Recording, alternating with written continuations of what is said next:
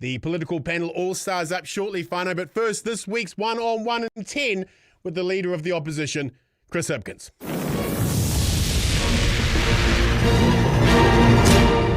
Kia ora, comrade. Welcome to the show and thank you for being available to the Fourth Estate. Your democracy is grateful. Kia ora, Bomber. Great to talk to you. Oh, sorry. Guys, I can't hear. Well, just a moment, Chippie. If I can't hear the interview, it's not going to work very well. It could work quite well for me, maybe, but probably not so well for you. Just a moment. That good? Can you say something now? Can I say something now? Can you hear me now, Bomber? Perfect. Thank you so much. Thank you so much. Chippie, we need to begin this week with the appalling decision by National, ACT and New Zealand First to not recognise Palestine. Let's start by acknowledging up front that no one on the New Zealand left condones what Hamas did on October the 7th.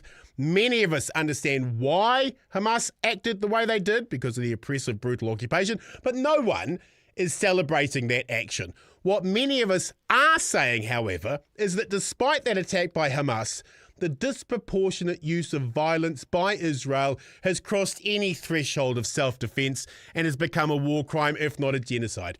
By refusing to recognise Palestine, this government has put us on the side of those who believe shooting children in the face, using hunger as a weapon, and the vast, appalling sexual assaults of prisoners in detentions is acceptable. We are a country that has made historic firsts. Universal suffrage, the 40-hour working week, nuclear-free. We stand for values of peace, and we have shed blood for those values of freedom, an independent judiciary, the rule of law, and the unalienable rights of the human being. Why has this government betrayed our collective mana in such a grotesque manner?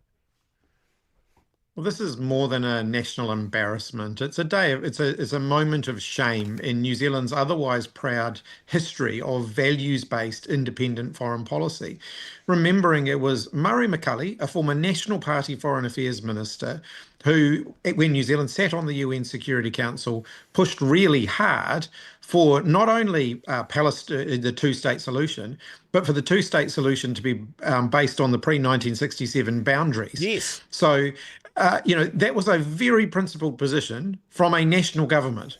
And this current government have departed a long, long way from that now. They've basically, in all but given up on the two-state solution. And I think that's just wrong. The government's argument is that Palestine doesn't meet the benchmark as a state because they haven't held an election and don't control all their territory. Well, the Ukraine doesn't control all of its territory and it can't hold elections either. That hasn't stopped us recognising the Ukraine. Over 66,000 Palestinians are dead, plus 11,000 bodies still trapped under the rubble, plus the 186,000 the Lancet calculates have died from indirect consequences of the war. How are measly mouth semantics about statehood an adult response to possibly 250,000 dead? I think it was an absolutely shocking representation by Winston Peters on behalf of New Zealand. It didn't live up to our, I think, widely respected reputation internationally as being principled on these kind of matters. But even worse than that, he attacked our friends. So Australia, Canada, the UK, the countries who have recognised Palestine, he basically attacked them for doing so. It just makes New Zealand look terrible internationally. New Zealand is a small nation with a proud history on the international stage. If we won't call out our allies when they commit atrocities, what's the point of our voice? Look, there is an unfolding genocide I'm getting a bit of feedback. There's an unfolding genocide taking place in Palestine. New Zealand needs to be principled in calling that out. We should recognise Palestine. We should do the right thing. We should get on with it. I'd like to move on, Chippie, to the extraordinary mood of the boardroom results out last week that saw CEOs attack Nicola Willis and Chris Luxon over their handling of the economy and instead, amazingly, ranked Labour's own finance spokesperson Barbara Edmonds over their performances. There is an old saying in New Zealand politics, Labour is good for capitalism, National is good for the capitalists. When you were last in power, Labor built an infrastructure pipeline for roads, hospitals, schools, and public housing because the industry warned you that without that pipeline, they would lose workers to Australia. One of the first things National did in government was destroy that infrastructure pipeline. We lost 18,000 jobs in the construction industry and 70,000 Kiwis moved mostly to Australia. You can't just let the free market run rampage and call that an economic policy. What are you going to do about the economy if you win next year? Well, Nicola Willis's chickens are all coming home to roost now. You look at the early decisions that she made, cancelling, pausing, stopping, a whole lot of projects that were underway. Now we're seeing the consequences of that. 20,000 fewer people working in the construction sector today than there were on election day. And the government's played a big part of that. Take the slowdown in the housing market. In the past year, half of the slowdown in the housing market was due to the government pulling out of housing projects. So half the jobs lost in the domestic house building industry in the last year were directly because of the government. You could go through all of the infrastructure areas and you'll find similar examples of that. This isn't a government that's saving money either. Melling Interchange, just down the road from me, a big infrastructure project. Chris Bishop put it on hold when he became the minister because he thought he could get it done cheaper. In the meantime, millions and millions of dollars of extra costs have been racked up while no one's done any work. And now the project's not going to actually be that much cheaper anyway. So it didn't save money, it cost money. Yeah. These guys aren't the financial geniuses they keep telling the country they are. In fact, they're entirely the opposite.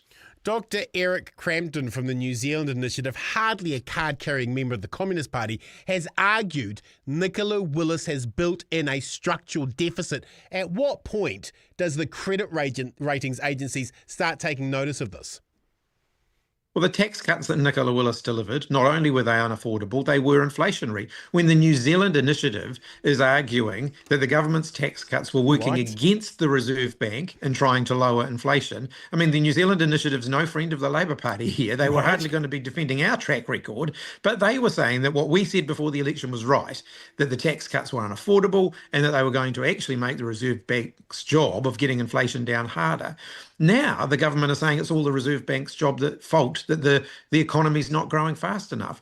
Remember, one of the very first things they did was change the law to say to the Reserve Bank, it's not your job to grow the economy, it's not your job to get people into work, your only job is to keep inflation low.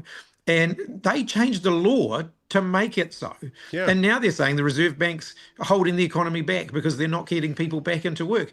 They changed the law to say that wasn't the Reserve Bank's job. So if there's an opportunity to win the next election, Chippie, and God willing, that'll happen, what are the kind of things you're going to need to do to bring back that confidence into the New Zealand economy?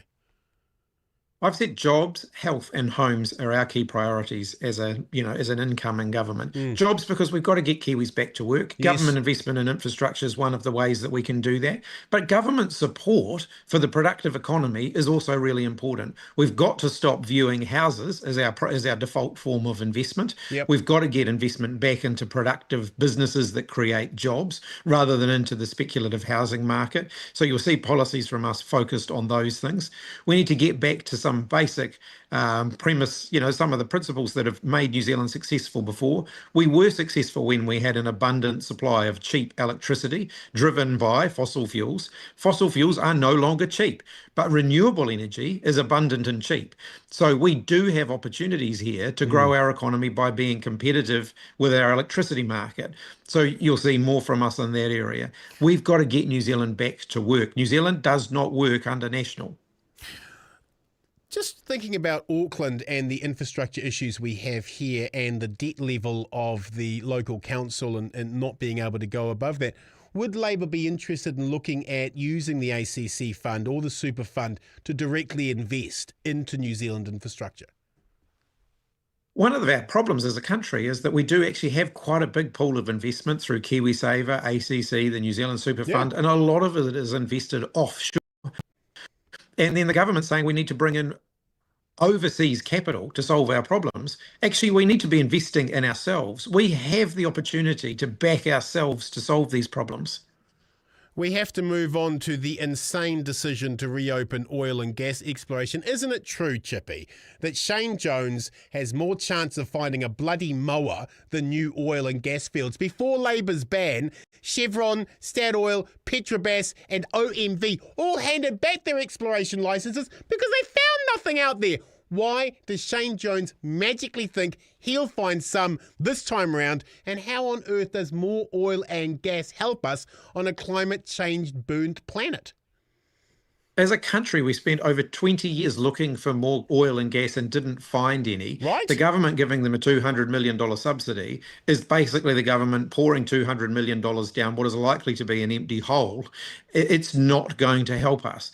We've got abundant renewable energy, Yes. a $200 million investment in helping to transition from fossil fuels to renewable energy, whether that's bringing on stream new forms of renewable energy or supporting the businesses who currently rely on fossil fuels to transition to electricity and other forms of renewable energy. That's going to help us far more than Shane Jones's flight of fancy, doubling down on yesterday's energy technology. You know, fossil fuels were abundant and cheap 50 years ago. They no longer are now. Even if they found gas now, it's not going to be the cheapest form of energy available to us. There are other cheaper forms of energy available. I need to wrap on the local elections. Look, because I'm a politics geek, Chippie, I've been banging on about this issue for over a decade. Most Kiwis have no idea that we're such a pack of cheap bastards that we subcontracted out our local elections to two private companies. Now, I've done the research before the privatisation of our local elections. Participation rates in the 1990s were 55%. Almost 3 decades later, under the privatisation model, it's a mere 37%. Surely, to save our local democracy, the government must take back running local elections and run them with the same resource as we run national elections. Surely. I'm certainly open to the idea of the Electoral Commission running local elections as well as central government elections. We also have to have a really decent conversation as a country about the structure and the nature of local government. What is the role of local government? What's the best structure for it? Councils themselves have been calling for this debate, and the National Party closed the door on it. Actually, I think New Zealanders want to see us tackle this, not in a top-down way, not with central government coming in and saying we're going to restructure it all and we know what's best, but actually in a way that says to communities, how do you want your local government to operate and how can we best make that happen? Preach. Finally, Chris, I talk a lot with many brothers and sisters on the left. And there is a real malaise and depression about how bad shit has gotten under this anti-treaty, anti-Māori, anti-worker, anti-renter, anti-beneficiary, anti-disabled and anti-environment government who have strangled the common good for their donors' interests. As the leader of the Labour Party, what is your message to the left-wing whānau as we head into election year? We can win the next election, but we're going to have to work for it. No one on the left should be looking at the disaster of this government and thinking we can just defeat them because they're that bad. It's going to take more than that. We're going to have to work really hard. One of the reasons that we've been slow to release policy, and we won't see most of our policy until next year, is because we want to get this right. You know, we can't afford 3 more years of this government. It will do so much damage to New Zealand. So yes, we're making sure that we're doing our homework, getting all of the details right, but we're also making sure that we can deliver on what we promise, because there is a real cynicism towards democracy at the moment. And I think we can't afford another government that doesn't deliver on the things that it promises New Zealanders, because democracy around the world is hanging by a thread. And we've got to fight really hard to keep it. And I'm determined to ensure that we restore faith, not just in the role of government, but in democracy itself. And that means we've got to get this right. Preach. Amen. Thank you, comrade. We look forward to speaking with you soon again. Good to talk to you, Bomber. Thanks, mate. Be well.